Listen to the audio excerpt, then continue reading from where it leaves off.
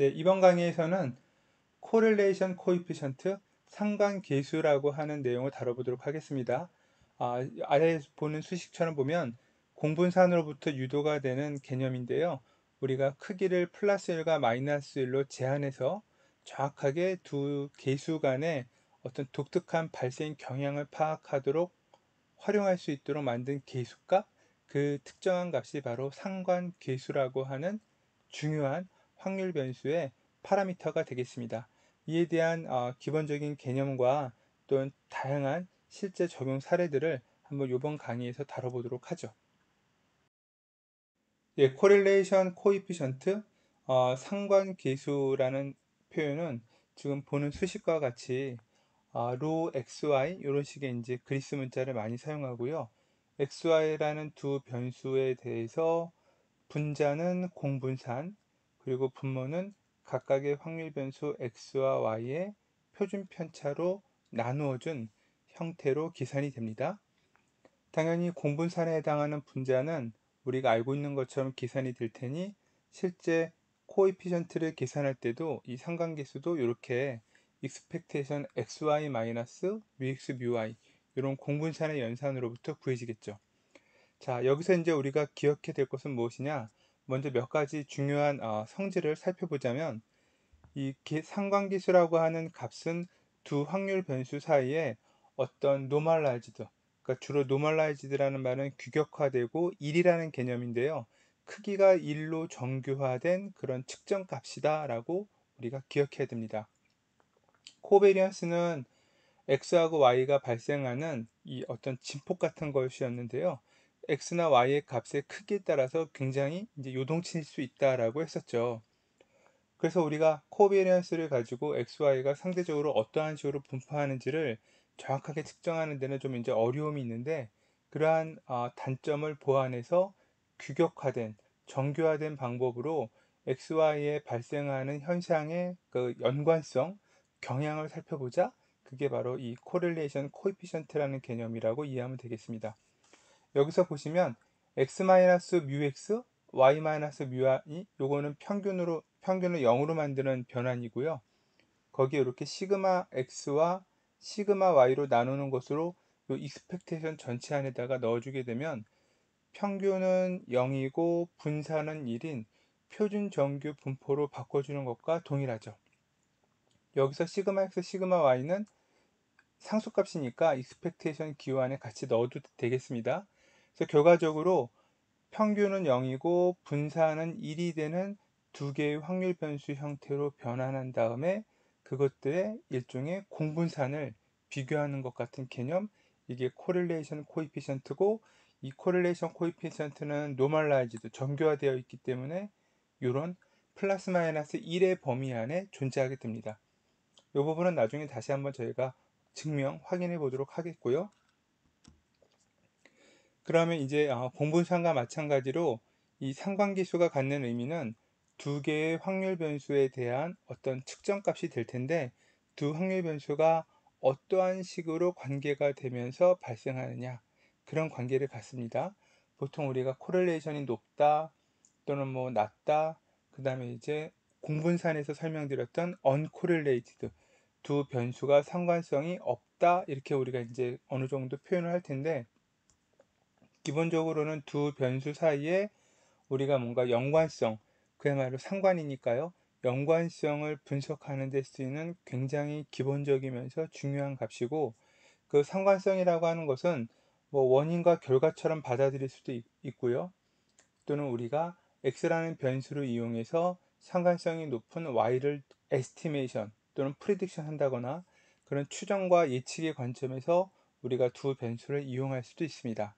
그래서 이러한 내용들은 조금씩 우리가 다시 한번 정리를 해보도록 하죠. 자, 그럼 이제 상관계수에 대한 기본적인 수학적인 식과 그 다음에 그 의미를 간단하게 살펴봤는데, 좀 더 이제 구체적으로 여러 가지 경우를 가지고 보죠. 자, 상관성이나 공분산이나 다 두 개의 확률 변수가 연합돼서 발생되었을 때 두 변수들이 발생되는 경향이라고 제가 여러 번 강조를 드렸는데요. 좀 더 구체적으로 이제 우리가 이야기를 하자면, 예를 들어서 x라는 값이 점점점 커집니다.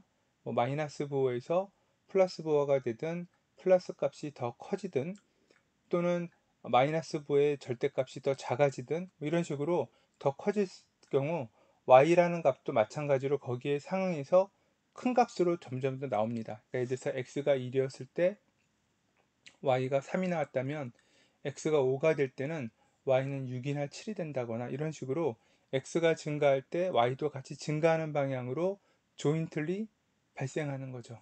그런 경우에는 두 개의 상관성이 이렇게 포지티브 값을 갖고요. 반대로 x는 증가하는 방향으로 갔는데 y가 반대로 감소하는 경향이다. x가 1에서 3으로 갔는데 y는 뭐 3에서 마이너스 1로 간다거나 뭐 음수가 되지 않아도 아무튼 더 줄어드는 경향이 있으면 그때는 방향이 반대라서 상관계수가 음수가 됩니다. 물론 랜덤하게 발생하는 xy의 관계이기 때문에 항상 그러한 이 서로 커지면 커지고 커지면 작아지고 반대되는 이런 경향이 항상 일치하는 건 아니겠지만요. 그러한 경향성이 있다? 그게 바로 코릴레이션 계수의 부호라는 거죠. 게다가 그 값이 플러스 1이거나 마이너스 1에 가까워지면 가까워질수록 이러한 경향성을 유지하는 경우가 더 강해집니다.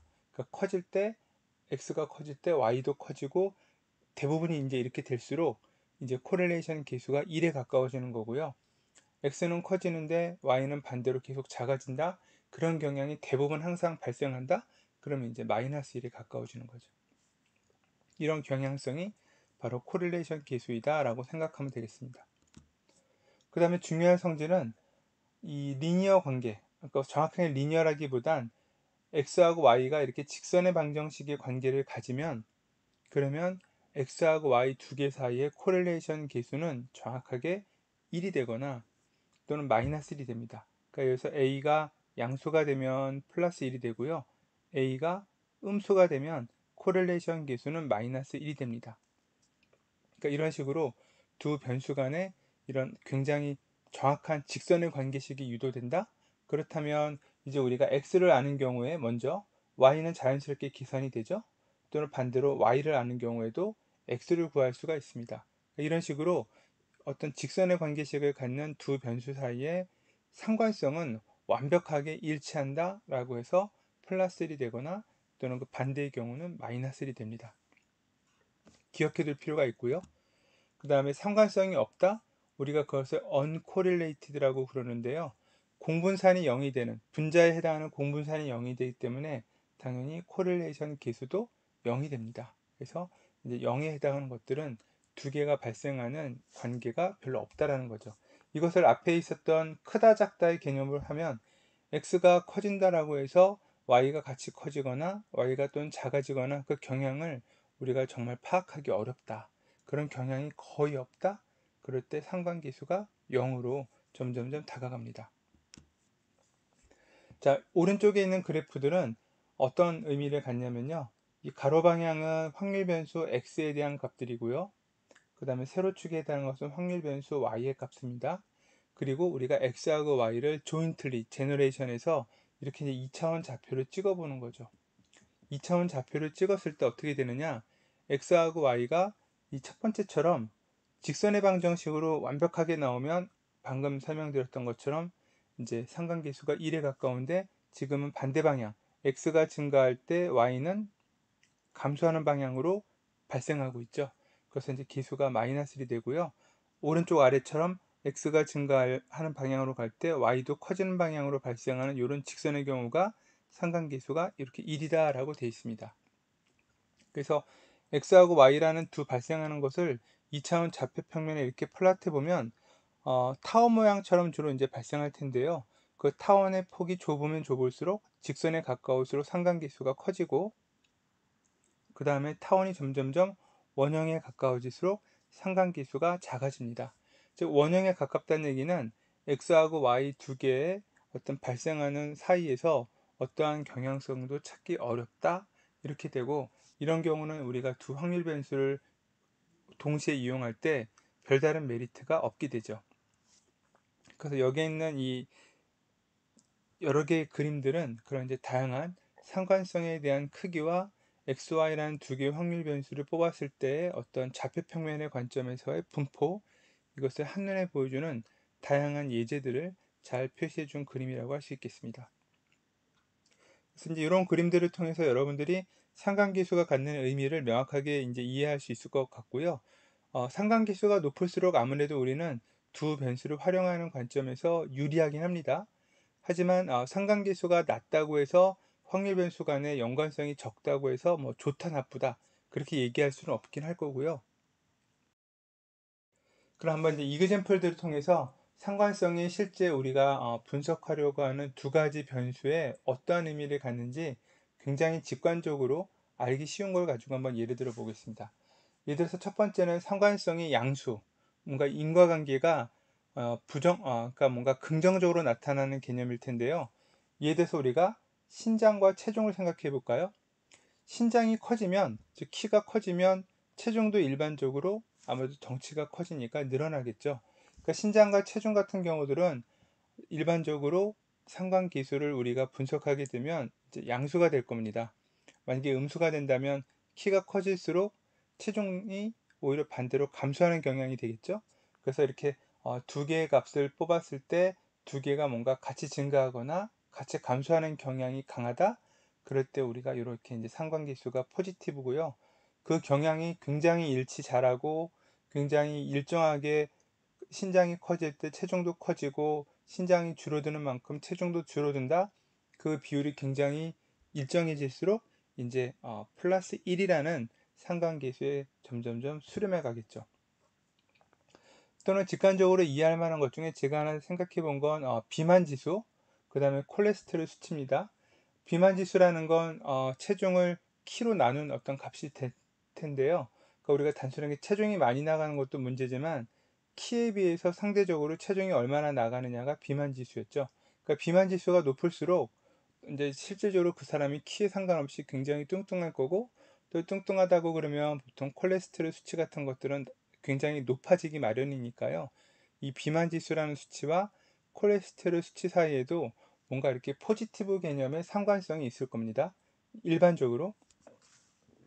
그러니까 이런 것들이 이제 바로 우리가 쉽게 생각해 볼 수 있는 양수값을 갖는 상관계수의 개념인 거죠.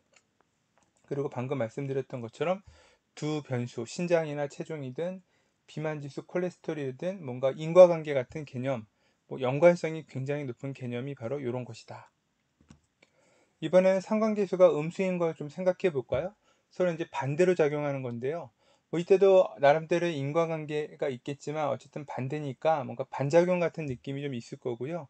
우리가 방금 설명했던 위쪽에 있는 내용을 보자면 예를 들어서 하나는 콜레스테롤 수치를 변수로 생각하고 그 사람이 일주일 동안 예를 들어서 평균적으로 운동하는 시간을 확률 변수로 생각해 볼까요? 아무래도 우리가 운동 시간이 많으면 많을수록 이제 체중 관리도 잘 되니까 뭐 혈당 콜레스테롤이나 이런 것들이 많이 낮아진다고 되어 있습니다. 따라서 그 사람들마다 운동 시간과 콜레스테롤 두 가지를 확률 변수로 뽑아서 우리가 비교한다고 그러면 운동 시간이 많아지면 많아질수록 콜레스테롤 수치는 낮아질 가능성이 높죠. 그러니까 이제 이런 식으로 반대로 작용하는 개념들의 두 변수가 바로 상관계수가 이제 음수가 된다. 그래서 경향이 굉장히 강하면 강할수록 이제 마이너스 1이라는 값으로 수렴해 갑니다. 이러한 개념들이 이제 우리가 쉽게 생각해 볼 수 있는 상관계수의 포지티브, 네거티브 그런 의미다 이렇게 생각하면 됩니다. 자, 이번에는 조금 더 실질적으로 여러 가지 신호 처리적인 관점에서 확률 변수를 이용하는 예를 하나 들어보겠습니다. 여러분들이 많이 찍는 디지털 카메라, 칼라 카메라죠. 칼라 영상 신호라고 하는 것들은 보통 RGB라고 하는 레드, 그린, 블루라는 빛의 삼원색으로 조합되어 있습니다. 우리가 늘 보는 이 LED 디스플레이도 빨강과 초록과 파랑이라는 세 가지의 파장 성분의 빛을 발현하는 이 LED라고 하는 작은 반도체 등을 이용해서 그 밝기를 세 개를 합해가지고 조합해서 만드는 겁니다. 그 디스플레이의 원리가 이제 그런 건데요. 우리가 일반적으로 알고는 이렇게 칼라 이미지는 그 각각의 하나하나의 화소라고 하는 픽셀마다 RGB라고 하는 이렇게 세 개의 성분을 갖고 있고요.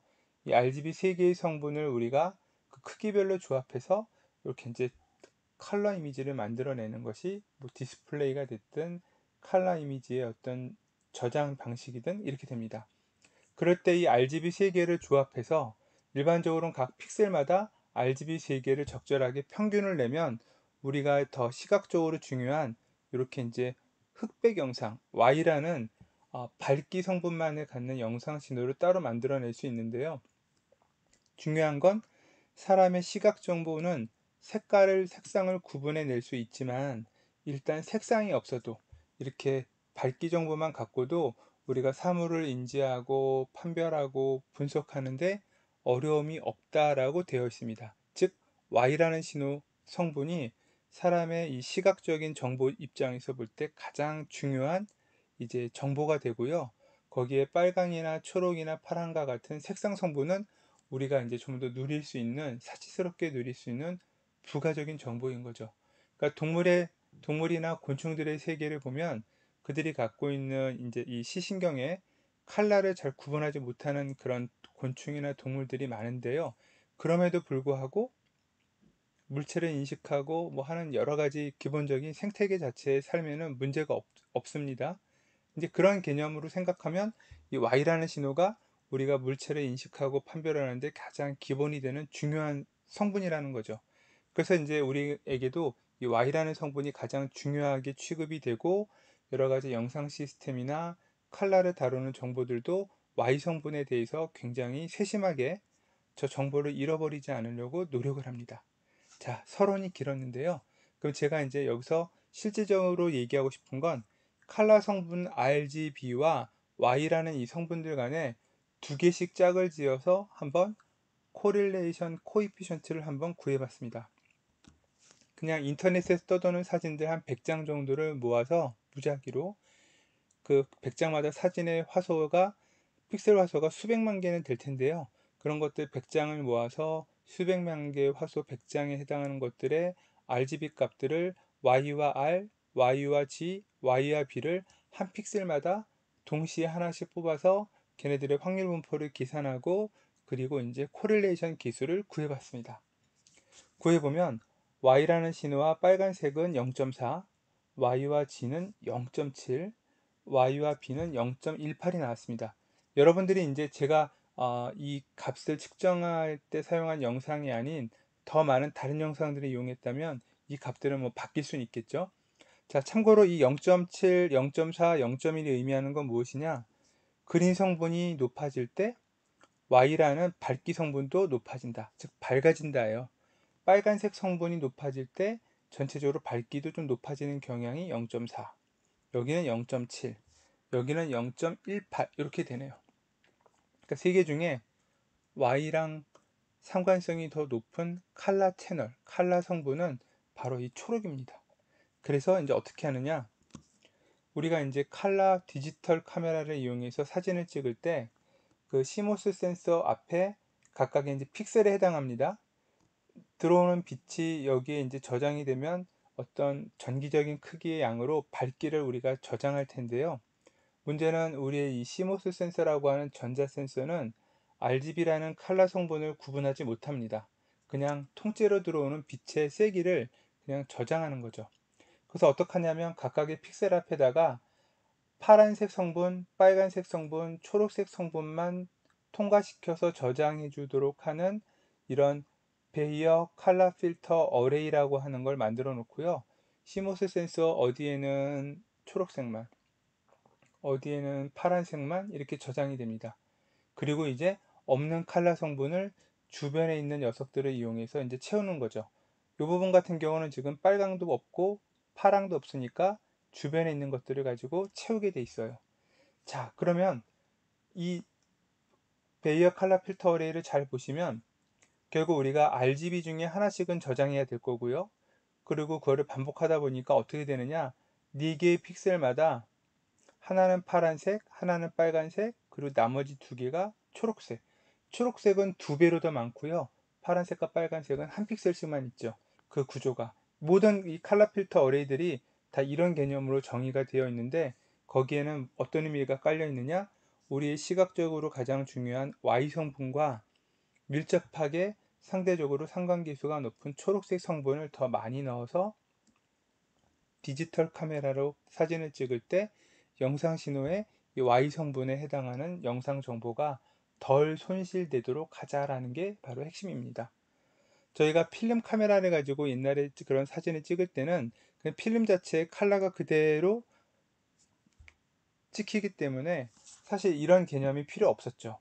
근데 이제 디지털 카메라의 전자 센서를 이용하는 경우에는 컬러를 구분하지 못하니 특정한 컬러만 통과시키는 컬러 필터 어레이를 앞에 붙여야 되고, 그 컬러 필터 어레이를 우리가 설계할 때도 이런 각 컬러 채널과 우리에게 중요한 Y라는 밝기 성분의 상관계수를 이용해서 이렇게 컬러 필터 어레이의 기본적인 구조를 심플해 보이지만 이렇게 설계했다라는 거죠. 굉장히 디지털 카메라에서 중요한 특허이고요. 이 필터 어레이는 이걸 기반으로 해서 우리가 이제 디지털 카메라의 모든 신호 처리적인 영상 처리를 시작하게 됩니다. 자, 그래서 이런 식으로 우리가 실제 코릴레이션 기술을 활용해서 여러 가지 다양한 신호 처리적인 처리 장치를 만들 수도 있다. 그런 분석을 할 때 코릴레이션 기술을 사용한다. 이렇게 여러분들이 잘 기억해 주시면 좋겠습니다. 그럼 이제 이제부터는 몇 가지 여러분들에게 방금 설명했던 두 가지 정도의 정리가 있는데요.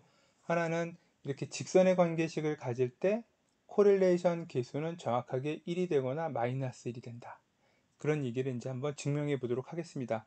만약에 y는 ax 더하기 b라는 관계를 만족하게 되면 우리가 x를 알게 되면 단번에 y도 구할 수 있고요. 먼저 y를 안다면 x를 완벽하게 구할 수도 있겠죠.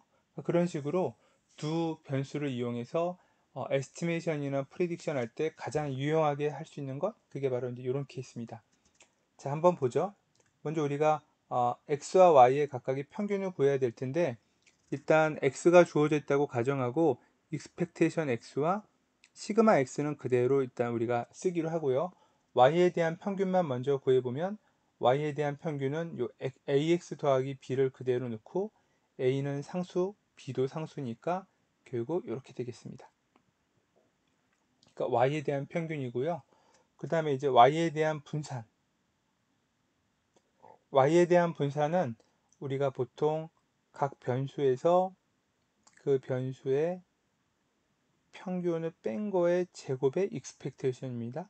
따라서 y ax 더하기 b와 a expectation 요걸 해주면 결국 요것은 어떻게 되느냐? a의 제곱 그 다음에 x 마이너스 expectation x로 정리가 되겠죠. 이렇게.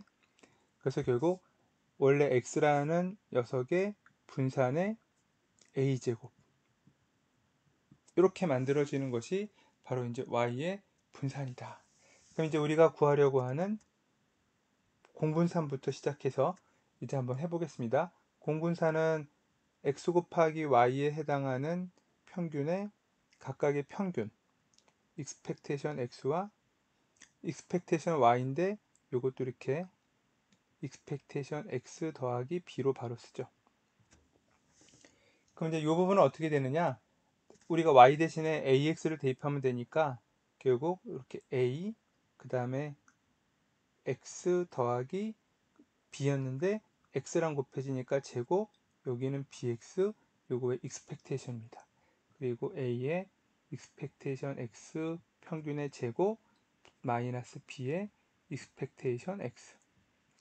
따라서 여기를 정리해주면 최종적으로는 a제곱에 x제곱에 해당하는 평균 이렇게 나오고요. 그 다음에 b 곱하기 expectation x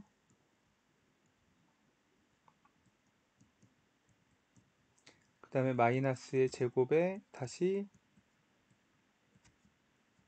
b의 expectation x 이렇게 나옵니다. 따라서 이 부분과 이 부분은 지워지고요. x제곱에 대한 평균은 다시 우리가 원래 알고 있는 것처럼 분산에 대한 값이랑 그 다음에 x제곱 expectation x 자체의 제곱 이렇게 더해주면 되죠. 그게 바로 저 위에 남아있는 이 부분하고 이렇게 됩니다. 그래서 정리를 해보면 최종적으로 시그마 xy라는 공분사는 a제곱에 시그마 x의 제곱 이렇게 나오고 끝나네요. 그래서 정리를 하면 이제 우리가 코릴레이션 코이피션트는 각각의 시그마 x와 시그마 y로 나눠주고요. 그 다음에 공분산 a제곱 시그마 x의 제곱이랑 그 다음에 각각의 평균, 그 값을 우리가 그대로 빼주면 되겠습니다. 근데 그 값이 지금 여기에 이렇게 계산을 해줬으니까 요 자체를 그대로 우리가 쓰면 되겠고요. 그 다음에 여기는 시그마 x, 그 다음에 시그마 y는 앞에서 구한 요 부분이니까 a제곱 시그마 x의 제곱이니까 a의 절대값 시그마 x 이렇게 됩니다. 그리고 분자가 이런 식이죠. 나눠보면 a가 양수냐 음수냐에 따라 플러스 1과 마이너스 1로 딱 나눠지겠죠. a가 양수면 플러스 1이고 a가 음수면 절대값이 마이너스 1로 풀어지니까 시그마 x제곱에 의해서 정확하게 이렇게 딱 떨어집니다. 즉 리니어한 이런 직선의 관계식을 갖게 되면 우리가 코릴레이션 계수는 이 방향으로 이렇게 변하느냐 이 방향으로 xy가 변하느냐에 따라 플러스 1과 마이너스 1을 정확하게 갖게 된다, 이렇게 이해하면 되겠고, 우리가 x나 y를 이용해서 퍼펙트하게 나머지 변수를 예측하거나 프리딕션 할 수 있겠다. 이런 게 이제 첫 번째 프로퍼티고요. 상관계수의 두 번째 성질은 상관계수의 크기는 플러스 1과 마이너스 1 사이 안에 있다, 이렇게 이제 노멀라이제이션 돼 있다라는 것이 이제 제가 설명하고자 하는 두 번째 증명해야 되는 대상인데요. 이 증명은 코시-슈바르츠 부등식이라는 것을 이용해서 우리가 간단하게 증명을 해볼 수가 있겠습니다.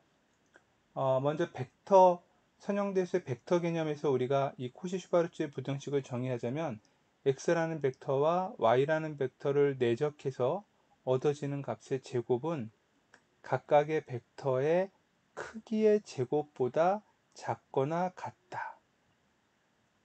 이게 코시-슈바르츠 부등식의 벡터 버전이고요. x하고 y를 우리가 어떤 적당하게 a, b, c와 XYZ라고 하는 3차원 벡터로 표시를 해주면, 이건 우리가 고등학교 교과서에서 많이 봤던 것처럼 AX 더하기 BY 더하기 CZ, 요거의 제곱은 각각 A제곱, B제곱, C제곱이라는 X라는 벡터의 크기의 제곱, 그 다음에 X제곱, Y제곱, Z의 제곱의 크기, 이렇게 나옵니다. 우리는 고등학교에서 이렇게 배웠을 거고요. 여러분들이 선형대수를 배웠다면 이렇게 정리를 했을 텐데, 선형대수에서 나온 코시-슈바르츠 부등식을 이제 우리는 연속함수에 대해서도 한번 확장해 보죠. 자, 벡터 공간에서 정의한 것을 이제 함수 공간에서 정의하는데, 어떤 예를 들어서 x라는 변수에 대한 연속함수 fx가 있고요. 또 마찬가지로 gx라는 함수가 있습니다. 이 두 함수를 곱하고 x라는 변수가 존재하는 어떤 구간에 대해서 우리가 적분하면 이거를 fx, gx라는 두 함수의 내적 이너 프로덕트라고 정의합니다. 벡터 공간에서의 내적은 각각의 성분끼리를 순서대로 곱하고 그것들을 다 더한 거죠. 함수 공간에서는 이 x 동일한 정의역에 해당하는 x값에 대응하는 함수값들을 마치 벡터 성분처럼 곱하고 그걸 더하는데, 이런 형태가 x라는 작은 이 구간에 해당하는 모든 값들마다 무한히 많을 테니 저 더하기가 이제 적분으로 바뀐 겁니다. 그래서 이와 같은 형태를 우리가 연속함수에서의 내적이라고 정의하고요. 이 내적은 코시-슈바르츠의 부등식의 정리에 의하면 이제 f라는 함수의 제곱을 해서 이것을 적분한 값과 g라는 함수를 제곱해서 적분한 값, 이 두 개의 곱보다 내적이 작거나 같다, 이렇게 컨티뉴어스에 해당하는 함수 공간으로 코시-슈바르츠 부등식을 그대로 확장할 수가 있겠습니다.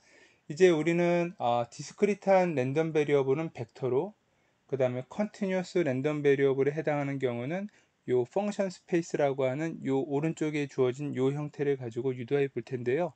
우리는 일단 함수 공간의 개념으로 한번 적용해서 코시-슈바르츠 부등식을 이용하여 요 시그마 xy에 해당한 로 xy에 해당하는 상관계수의 크기가 마이너스 1에서 플러스 1 사이에 존재한다를 한번 증명해 보도록 하겠습니다. 자, 공분산이라고 하는 것은 처음에 아까 어떻게 썼었냐면 우리가 이제 컨티뉴어스 버전에서 쓰겠습니다. 일단 뭐 기본적으로는 이중적분이 돼야 될 거고요. 변수, 그 다음에 여기 평균은 그냥 mx, 그 다음에 y의 평균은 my라고 쓰겠습니다. 그래서 x-mx, y-mi, 그 다음에 이제 조인트 덴서티를 이렇게 곱해서 이중적분을 우리가 하면 이게 이제 바로 공분산이었죠. 자, 그럴 때 요거를 특히 이제 조인트 덴서티는 포지티브 펑션이니까 이렇게 루트 fxy 이거의 제곱인 것처럼 해서 두 개로 이렇게 분할을 해주고요. 그래서 그거를 하나는 여기 x-mx, 하나는 y-mi에 붙여줍니다. 그러면 이중적분이긴 하지만 x-mx에 이렇게 루트, 그 다음에 y-my 곱하기 또 루트, 요 안에는 이중 조인트 덴서티를 이렇게 넣어준 거죠. 그리고 이제 요거 하나를 우리가 앞에서 썼던 f, 요거 하나를 앞에서 썼던 g라는 함수로 생각하게 되면 이거는 두 함수 사이에 뭐가 되나요? 내적이 됩니다. 그래서 이제 우리가 코시-슈바르츠 부등식을 쓰기 위해서 이렇게 제곱을 해주면 이거 전체의 통째로 제곱이 될 거고요. 그러면 이제 이 제곱은 아까 코시-슈바르츠 부등식에 의하면 f의 제곱, 각각을 적분하는데 f의 제곱이니까 x-mx, 그 다음에 fxy, 요게 제곱 이렇게 될 거고요. 그 다음에 또 하나는 여기 이중적분 기호와 함께, 그 다음에 이번에는 g에 해당하는 부분이 y-mx니까 y-my의 제곱, 그 다음에 덴서티, 이렇게 되는 게 이제 바로 아까 f제곱, g의 제곱의 적분입니다. 자, 왼쪽에 있는 녀석은 결국 x만에 대한 적분이니까 y로 먼저 해버리게 되면 마지널 덴서티 구해지고, 그러면서 결국에 이런 식의 모양으로 우리가 x에 대해서만 먼저 마지널 덴서티를 y에 대해서 해주고 구할 수 있겠죠. 즉 x에 대한 분산이고요. 그렇게 치면 이것도 마찬가지로 먼저 x라는 변수로 적분을 해서 y에 대한 마지널 덴서티 구하고 그것을 유도하게 되니까 이제 시그마 y의 제곱으로 이렇게 나옵니다. 그래서 이제 시그마 xy의 제곱이 시그마 x제곱과 시그마 y제곱보다 작거나 같다로 이렇게 나오게 되고요. 이거를 우리가 시그마 x제곱, 시그마 y제곱을 나누면 이제 1보다 작거나 같다는데 이게 바로 무엇이냐? 코릴레이션 코이피션트의 제곱이죠. 따라서 이와 같은 조건이 있으니까 1보다 작거나 같은 크기가 절대값이 유지된다. 그게 이제 바로 증명한 내용이 되겠습니다. 그래서 이런 식으로 이제 우리가 코릴레이션 계수의 중요한 두 가지 성질을 정확하게 이제 한번 유도를 해봤습니다. 자, 끝으로 이제 코릴레이션 계수와 관련돼서 여러분들에게 이제 의견 또는 요약을 좀 해보자면, 일단 이 상관계수라고 하는 코릴레이션 계수는 두 개의 확률 변수의 연관성을 분석하는 중요한 값이고요. 무엇보다도 그 숫자의 값이 뭔가 이제 그 숫자 자체로 의미가 있는 그런 확률 변수 간의 뭔가 연관성을 분석할 때 쓰입니다. 예를 들면 키와 체중, 무슨 뭐 비만 지수와 무슨 콜레스테롤 수치, 이런 것들은 그 자체가 인과관계도 되면서 뭔가 의미가 있죠. 근데 제가 예를 많이 들었던, 그래서 동전의 앞면이 나오면 1이고 뒷면이 나오면 0이다. 이거는 특정한 현상에다가 숫자 1과 0을 붙인 거기 때문에 확률 변수로서 이 숫자 자체가 큰 의미가 없습니다. 또는 있다 없다, 뭐 성별, 이런 것들은 사실 숫자 자체가 큰 의미가 없겠죠. 그러니까 이런 경우에는 우리가 상관계수의 개념으로 이렇게 분석하는데 그렇게 적절하게 사용될 만한 사항은 아닙니다. 물론 이제 분석 자체는 할 수 있지만 어쨌든 의미는 크지 않을 거고요. 그 숫자 자체, 변수값 자체가 의미 있는 경우에 상관계수를 쓰는 것이 좋겠다라는 거고, 우리가 이제 두 개의 확률 변수를 연속해서 연달아 조인틀리 이용하기 때문에 이 확률 변수 하나를 알았을 때, x를 알았을 때 y를 추정한다거나 그런 어떤 관점에서 볼 때 상관계수가 높으면 유용하죠. 그러니까 상관성이 높을수록 다른 변수를 우리가 예측하거나 추정할 때 그 정확도가 높아질 수 있다. 그래서 우리가 뭔가 이제 에스티메이션이나 프리딕션 관점에서 문제를 풀려고 할 때는 내가 풀려고 구하려고 하는 변수가 만약에 y라고 한다면 y와 상관성이 높은 어떤 변수를 찾아냅니다. 그래서 그 높은 상관성을 갖는 변수, 그게 뭐 x가 됐든 z가 됐든 걔네들을 이용해서 분석하고, 그래서 그 상관성을 우리가 적절하게 모델링해서 y를 구하는 거죠. 여러분들이 딥러닝이라는 학습을 통해서 뭔가를 판별하고 분석하려고 그러면 판별하고자 하는 대상과 상관성이 높은 어떤 기본적인 데이터가 있을 거고요. 그 기본적인 어떤 특징에 해당하는 데이터들을 여러분들이 분석해서 학습하면 당연히 판별, 인식 이런 확률이 높아집니다. 정확도가. 그만큼 상관성이라는 개념은 그런 식으로도 굉장히 폭넓게 여러분들이 생각하고 활용할 수 있는 개념이다. 그거를 좀 더 구체적인 수치로 만들어준 것, 그게 바로 이 코릴레이션 코에피션트이다 라고 기억하면 좋겠습니다.